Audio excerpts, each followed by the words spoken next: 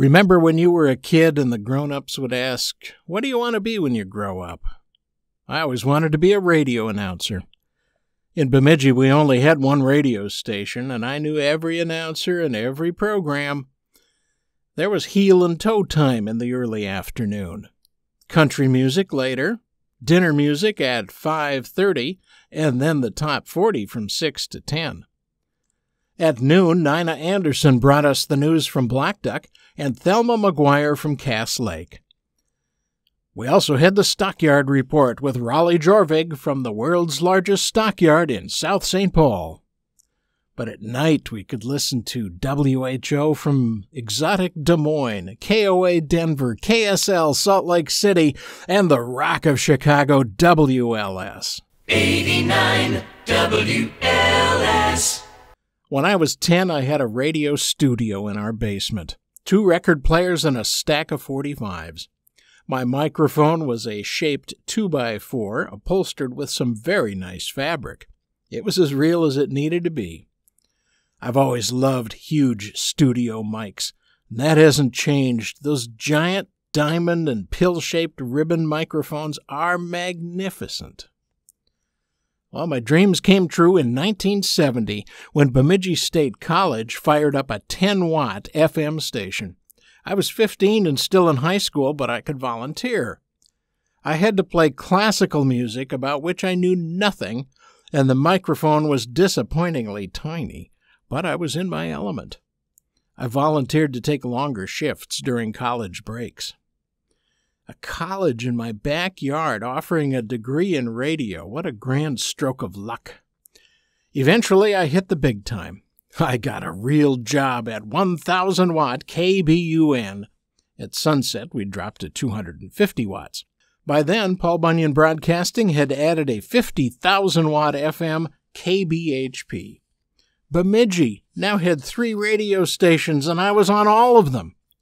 I played the top 40 weekday evenings from 6 to 10.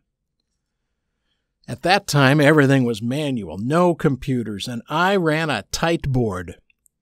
Could life get any better? I don't think so. My life peaked, and I was only 20 years old. But there were clouds on the horizon. Nasty storm clouds, and they were moving in fast. Turns out college and I were not such a good fit. I know now that I'm all about the goal and not the process. And to be honest, one does not need a college degree to be a radio announcer. A journalist, yes. An announcer, not so much. But I'm nothing if not determined. I got a job at KVBR in Brainerd, another 1,000-watt AM. Not full-time, 6 days a week, from 6 to midnight, Monday through Friday, and Sunday mornings. The storm clouds churned in as a heavy, choking fog. I asked for a raise of 5 cents an hour and was told, "No, we'll just get someone else." Sometimes my checks were made out to Dave or Dawn. I met a lot of people whose ego to intellect ratio was pretty far out of balance. The career research from junior high warned me of low pay, odd hours, and capricious work environments, but I had thick, pleasantly rosy glasses. But there I was, not making enough money to pay rent and eat in the same month. My car was so rusty I had to put the gas tank in the trunk. That's the only thing you could put in the trunk because anything smaller would fall through the holes. Gas was a luxury anyway. My dream was mercilessly pounded to dust by reality. So now what? I had no plan B. But fortunately, life presented one to me. I was led to a local company looking for a salesman. They thought I could sell, and I guess they were right. I worked in sales until I retired 2 years ago. In the last 24 years, I was able to do meaningful, fulfilling work doing fundraising for Lakeland PBS. Hey, I got to be on TV. TV microphones are minuscule, but it was still fun. Call in your pledge. They say you should look to your childhood play for a clue to a vocation. It's true. With the glasses gone and excellent retrograde sight, I see now that what I really wanted when I was 10 was an opportunity to use my imagination. My tools are words, sound, and pictures.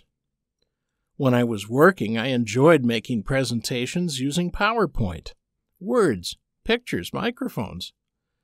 As I have moved into retirement, that has evolved into a small business, Easy Street Video Productions. I've come full circle. I also work as a professional speaker, sharing ideas with words, the best PowerPoint productions ever, and of course a microphone. There's not much I'd change.